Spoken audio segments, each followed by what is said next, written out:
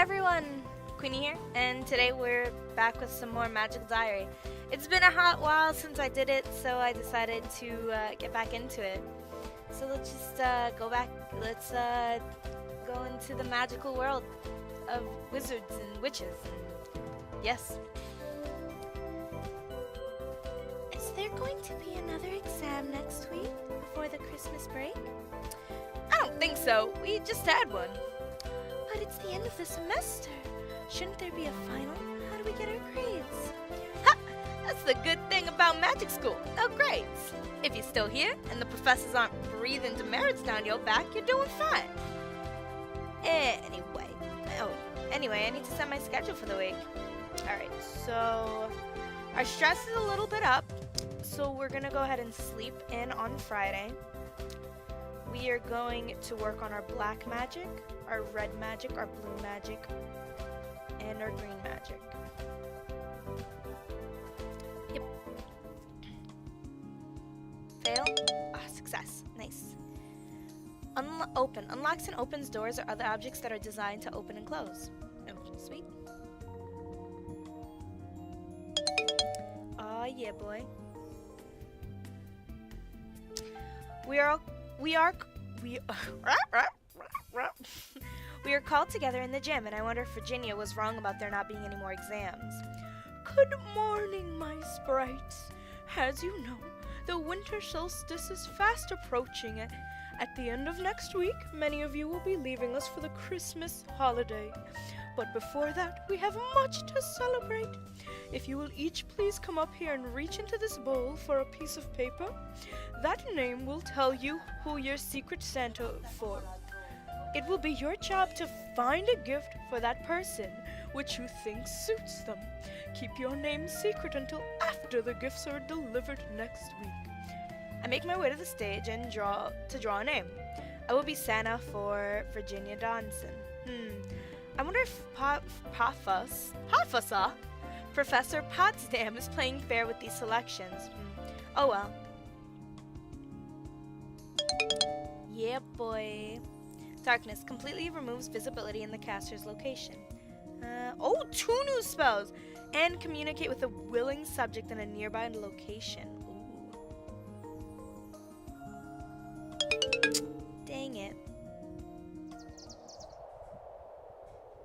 I wake up early in the morning. If this even counts as morning, it's still dark outside, and I'm not sure why. Was I dreaming?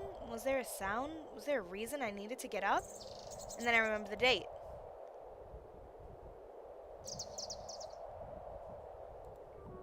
I hop out of bed and switch on the lights. Two sleepy heads rise, blinking from their beds. Happy Friday the 13th! Good luck for everyone! There's a moment of silence, then I have to dodge out of the way of the pillow Virginia throws at me. Lucky for you, it missed. What about my luck? It's lucky for you too, because if you'd hit me, I would have had to hit you back. Weirdo. I pick up the pillow and toss it back in Virginia's direction, aiming for her lap, not her head. Here, go back to sleep. Can't sleep now. It's time to get up. It is not time to get up. We could get an early breakfast. The cafeteria is not even open. Are you sure? No. Well, I'm going. Whatever. Do you want to come, Queenie? Sure. If the cafeteria is not open yet, then at least I can stretch my legs a bit before class. But my activity was sleeping anyway. I head over to Falcon Hall to look for Damien. Queenie, you came. Of course I did. So, where should we play? It doesn't take much space. We could do it here in the hall. Or I could invite myself into his room, alone, in a bedroom, with Damien. Fine, the hall's fine. Have a seat. I tuck my robes under me and sit on the floor. Damien follows suit with a little more shifting to get his wings out of the way. He pulls out a small wooden box with floral patterns carved across the top. Opening it, he takes out a handful of flat gray pebbles, each slightly wider than a quarter, and sets them on the ground between us. 6 pebbles, 4 of which have flowers painted on them. No, he's turning the others over. All of them have a flower on one side and are blank on the other. The box is still half filled with playing pieces, but these are different. They're a little gold and silver ingots like a pirate doll's treasure, and a plump stone figure with a pointy hat. This is a basic set that doesn't use buds. It's simple. You gather the stones together, shake, and toss. He scatters the pebbles, and they come up 3 blank, 3 flowered. No points for me. Then it's your turn. If you get 5 or 6 of the same kind, then you win points, and you get to throw again. So it's just luck? For us, it is. Masters play a different game, where the stones can stay in the air for a set time to be adjusted by magic before they fall. But you're not ready for that. Go on, roll the stones. I toss the pebbles, but get the same result he did. We go on like that. I get lucky and throw 2 5s in a row, earning 2 gold and 2 silver bars. But Damien does the same shortly afterwards, and he's the first to throw all 6 same side up. Eventually, we run out of treasure, and as the last to take a piece, I receive the gnome. Now what? We count 'em up? Here comes the trickier part. We throw the stones again, but now when you win a hand, you take treasure from the pile you've won already, and put it in either your vault or your bill. Treasure in the vault counts towards winning the game, but treasure on the bill means the other player has to lose twice that value when we make a final tally. So, what's the gnome for? If you have the gnome, then if you lose the final tally, you get to roll the stones 3 more times and steal any treasure you win from the other player. This has gotten all complicated. This is the easy version. So, is this a popular game for wizards? I've never heard of it. He looks away. Well, some people aren't much for board games. You're a horse and you're in that sports club, and so that's more the kind of people you know. You mean my roommates? Ellen's wildseed like me, so if something comes from the magical world and Virginia isn't interested in it, I'm not likely to hear about it. Yes. Is everything alright there? Huh? You would tell me if you were having problems, if someone were doing bad things to you? Sure, but I'm fine.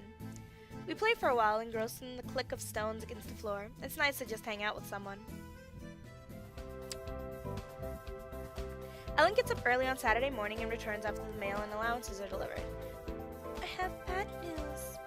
There's a blizzard, so all the fans at the mall are cancelled. Well, what about Secret Santa? We need to shop. I don't know. Maybe they'll cancel it. They didn't tell me. Since I can't go out, what should I do today? I'll study. Aw, yeah. It's Damien's music. Late in the evening, I run into Donald in the halls. Oh, never mind. Hey, Queenie, wanna go out? What? That's awfully sudden. Outside? Oh. Luke and I were gonna build a snowman, but he didn't want to get his fingers dirty. Snow isn't dirty. No. I mean, why not? Okay, I'll come. Great! It's dark and it's cold, and most of the students are safely tucked away in their little dorm rooms. They're missing out. The air is crisp and clean and still, all sounds but our own muffled under a thick blanket of snow. The clouds have parted to let the moonlight through, although the occasional flake still wanders by in search of a place to rest. Come on over here. I don't want to pull up a patch too close or it'll spoil view. We work together to roll up large balls of snow, leaving the grass bare underneath and stack them together, then jam in sticks for arms. What do we use for the... that was me. What do we use for the vase? I raided the kitchen for vegetables. He pulls out a container containing a medium-length carrot, a cherry tomato, and 2 dark lumps I can't identify. What are those? Beets. They're for the eyes. I dig out little holes with my fingers, and Donald pushes the vegetables into place. There we go. Cool. I heard there was a lot of snow at your place over Thanksgiving. Didn't you get to make a snowman then? Yeah, well, my family was there then. So? If I made a snowman, Urchin would probably knock it down. She wouldn't. No, she'd assume it was booby-trapped. She'd get someone else to knock it down for her. Well, she's got a point there. You might build a prank snowman. Maybe. Why are you always praying? Why are you always praying, damn it? Why are you always playing tricks on her? Because if I didn't, my family would forget I exist. That can't be true. All my life, I've been pushed out of the way. William's Mr. Cool, even when he screws up. He's done much worse than I have, and it doesn't bother anyone. Everyone's proud of him. And Virginia, my very first memories are of my mother giving her presents and telling me not to touch them, or her. Anytime she even bumped her knee, Mom and Dad dropped everything and came running. Half the time I got blamed, even if I wasn't anywhere near her. Nothing was ever her fault, and once she figured that out, she could do whatever she wanted and leave me to get the scolding. She's lazy, she's spoiled, she's not smart, and she was never going to get anywhere near the Olympics. She wasn't even state ranked. There's nothing special about her. I think that's a bit harsh. The only reason she didn't cause more trouble than she did was that our parents practically followed her around waiting on her, but when I ran away from home, they didn't even notice. Really? Well, not for a few hours anyway. Anyway, William's the successful eldest son, Urchin's the baby. I'm the troublemaker, and it's better than being nothing. Besides, it's fun figuring out just how much trouble I can get into and still get myself out of it. It gives me a challenge. He turns to fondly regard our creation. All of a sudden, he bursts out laughing. Look, Queenie! I peer at the snowman's face in shock. Juice from the eye beads has leaked into the snow, leaving emperor's trails of reddish purple through the flesh of the snowman's head. It's bleeding! It's a zombie snowman! Well, that certainly makes this a night to remember.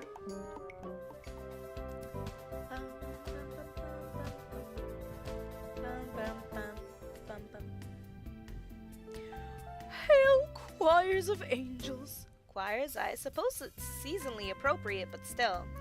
I know you were all disappointed that this weekend's weather prevented the usual shopping trips, so I've decided on a little change to this year's Secret Santa event. Something to show the triumph of imagination and goodwill over money. Something to use your creative minds in your hands. We're gonna make presents? We're going to make Christmas cards. Close enough. I've brought in construction paper, glue, glitter, crayon, scissors, and a collection of expired magazines. You can cut out pictures of things you think your person would like to have or be. Isn't it the thought that counts? And to help nurture your feelings of creativity and fun, all classes today are cancelled, and I'm bringing pizza in for lunch. Enjoy. Aren't we a bit old for collages? I suppose it's an okay way to spend the day once. Alright, so I need to make a giant card. What color should the backing paper be? Virginia. I'm thinking red.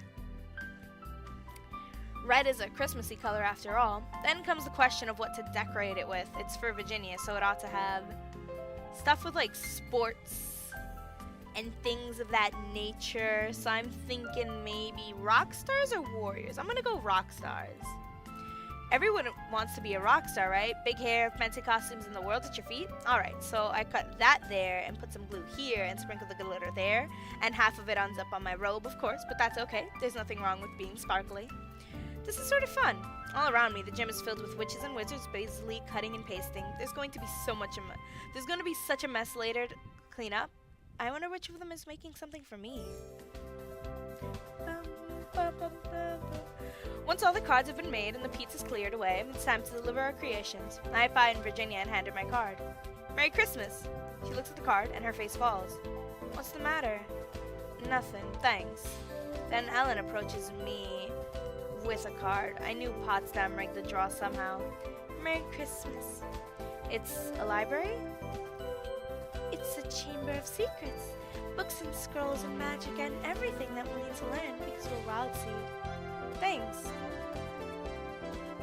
I'm guessing Virginia didn't like hers. Today I need to decide what I'm doing for the rest of the week since yesterday turned into a crafting party. I'm guessing Virginia didn't like hers. Well, that sucks. Green, white.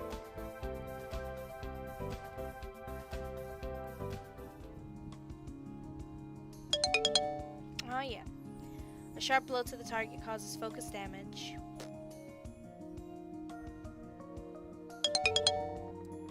Distorts the target's life energy, causing weakness and pain.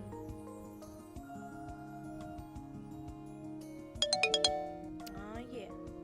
Can reveal impressions left on the target by strong emotions in the past. Ooh. So, the choral concert is tonight. Should we go? Ellen's singing, right? Yeah, but so is Donald. Is it free? Yeah, it's just a school thing, so there's no tickets to buy. Sure. We should be there to support Ellen. Okay. The concert is held in the gym. The choral members parade in carrying candles and then stand on the stage holding hands while they sing. They do some Christmas carols, but also plenty of songs I've never heard. And afterwards, there are free refreshments. Wow, I'm having such trouble speaking today. And afterwards, there are free refreshments, which makes Virginia happy.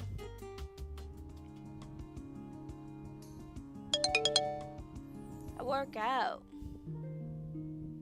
And so my first semester of witchery school comes to a close. Professor Potsdam has called us all together for final blessing before we go back to our parents for the holidays.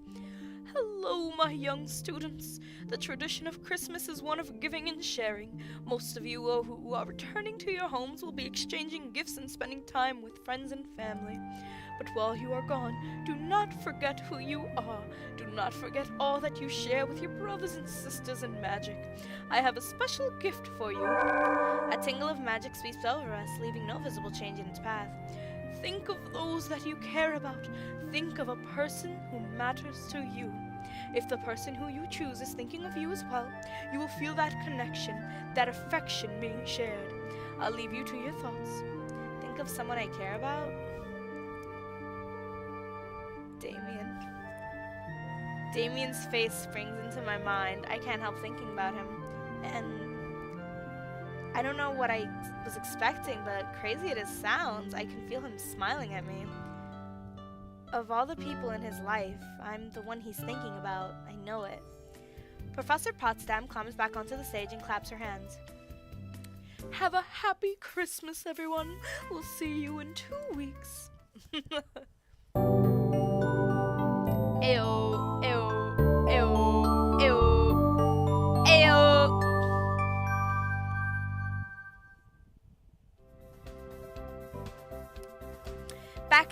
Back to school at last. I did enjoy the holidays, but lying around the house doing nothing gets boring quickly, and I'm so out of touch with the normal world now that it's hard to find anything else to do.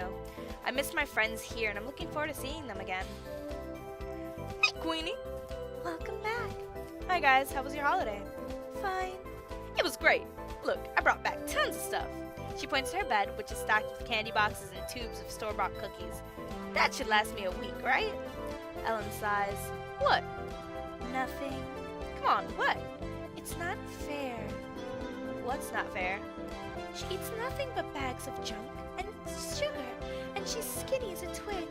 I eat healthy food, and I look like me. Why? The same reason my hair is red and yours is that yellow color. I'm just born that way. Ellen blows a strand of loose hair out of her face. I could dye it. It would grow back again. There's nothing wrong with you. You don't have to eat salad all the time. But I like salad. Then don't worry about it. Virginia stretches her arms over her head and yawns. Anyway, I got stuff to put away, so I'll talk to you guys more later. Don't forget that there's a test at the end of this week.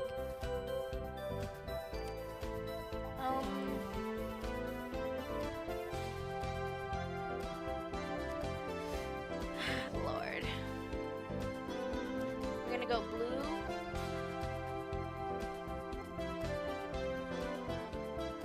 Green, black, white, and then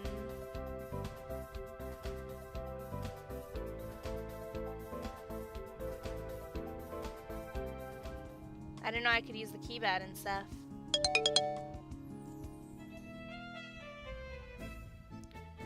Queenie? I turned to see a familiar face. Damien, hi. It's good to see you. I'm glad you came back. Of course I came back. Not everyone does. Did you have a nice holiday? It was all right. You? Well, it was pretty quiet with almost everyone gone. You stayed here? Yes. I'm sorry, I didn't realize. No, it's all right. Christmas doesn't mean the same thing to me as it does to you.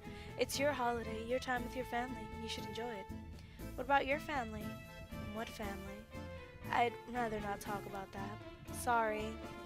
Oh, I have something to show you. I made you a present. It's not much, but I wanted to give you something you could keep. Hold out your hands. I cup my palms in front of me, and then he lays his hands over mine, placing something small and hard there before pulling away to let me see. A flower? Not a real flower, but the shape of a flower, only a few inches long, made out of some hard substance. It's stone? Advanced black magic. By the time you're a senior, you'll be able to sculpt details even smaller. Thanks. I should have gotten you something. You already did. You're here. Anyway, I should go. I'll see you later. Damien! Ooh! Getting some? Ayo! The three of us are in our room when someone knocks on the door. Yo, Urchin! Virginia looks at the door, then looks at me. If that's Donald with the cream pie, I'm so not opening it. Fine, I'll get it.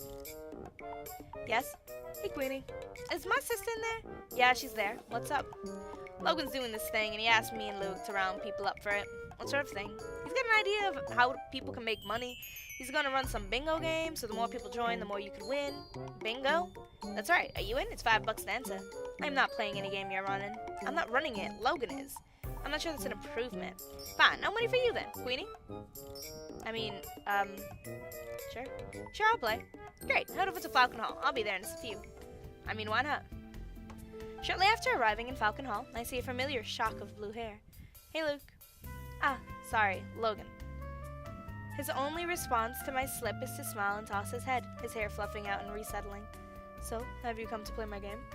I guess so. There's not a lot of ways to earn extra money around here. Was there something in particular you were interested in purchasing? I don't know why. Oh, no reason. Just curious to see if I could help. No, I'm fine. Well then, pay the kitty. I hand over my $5. How's this gonna work? Everyone pays a little in, then someone lucky takes a jackpot. Simple. Are you playing? No, if I won, someone might think that it was less than fair. I'm calling the numbers, and I'll show you when we have more people here. Within a few minutes, Luke, Donald, Jacob, and about 5 others are gathered in the hallway. Logan brings up a large board game style box, opens it up, and begins distributing bingo cards. The rest of the box is filled with a pile of flat cardboard circles and a strange plastic device that rattles when he picks it up. 100% mechanical and campus legal. I checked. Take a handful of covers, you'll need them. Is everyone paid up? The money is counted out in the empty box top on Luke's lap, since he's not playing either. I picked up some bits of cardboard, ready to cover my squares if there are numbers called. Logan rotates the top half of the plastic device and makes a clattering sound as it turns, and the black disc slides out of the hole and into his hand. He holds it up. I-24. He calls number after number, and the patterns grow across our cards. Of course, in the end, it's not me who yells bingo and collects all the money. That was a quick way to lose $5. Is that it? This does seem to be a problem with the winner-takes-all approach. Something different next time, maybe. If there is a next time. Ayo.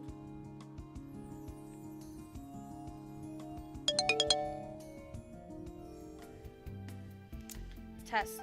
I report to the room on schedule for my exams. Here we go. To pass this test, you must reach the exit safely. But be warned, you are not alone. Oh, goody. Oh, Lord.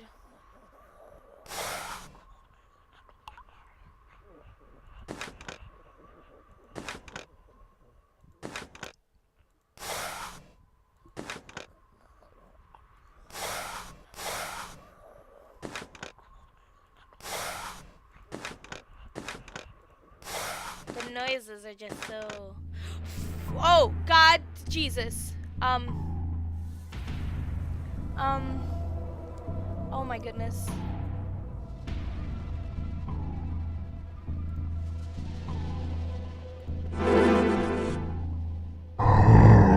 Oh my God.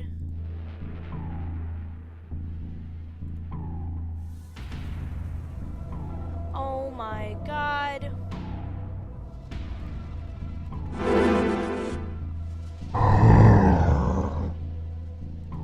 How much health does it have? Oh Lord. I have 1 magic.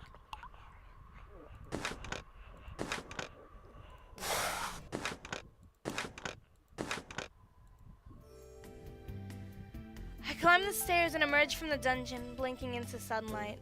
Congratulations, Queenie! For succeeding in your quest, you receive 5 merits. Thanks. I hope you enjoyed putting your skills into practice. Now, if you'll excuse me, I have another student to look after. I guess I can go relax now. Ellen gets up early on Saturday morning and returns after the mail and allowances are delivered. What should I do today?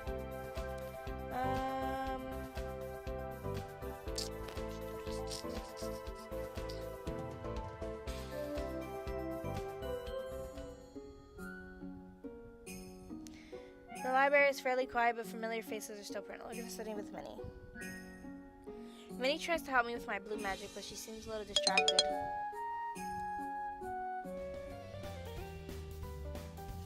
Today's the first sports club meeting of the spring semester. We're playing soccer, but with a twist. You can move the ball by kicking with your foot, or you can push it with your mind. It's an easy spell that almost anyone can do. Only single sharp push is allowed, no controlling the ball for the upperclassmen. But if you use magic, you need line of sight on the ball, and you have to hold still while casting. That means if people who don't have the ball run around wildly enough, they can disrupt anyone trying to move the ball by magic. It makes the game more frantic and paranoid because you have to watch everybody, not just the people near the ball. It's also a power increase for the goalie, who can easily stand still for a moment to change the ball's direction, even from halfway across the room, if it's not guarded well. Getting past that into the net is no easy task. Everyone seems to be having a good time, except Kyo. He's still playing the game, he just doesn't look happy about it. When we finish the day, he sulks off before I can ask him what the matter is. Whew, that was great, wasn't it? It's good to be back. So you're not upset anymore about the sports and magic thing? Yeah, it's all good. Cool. So I'm gonna end this episode here. Yeah, we're in a new semester. Seems like a good place to stop.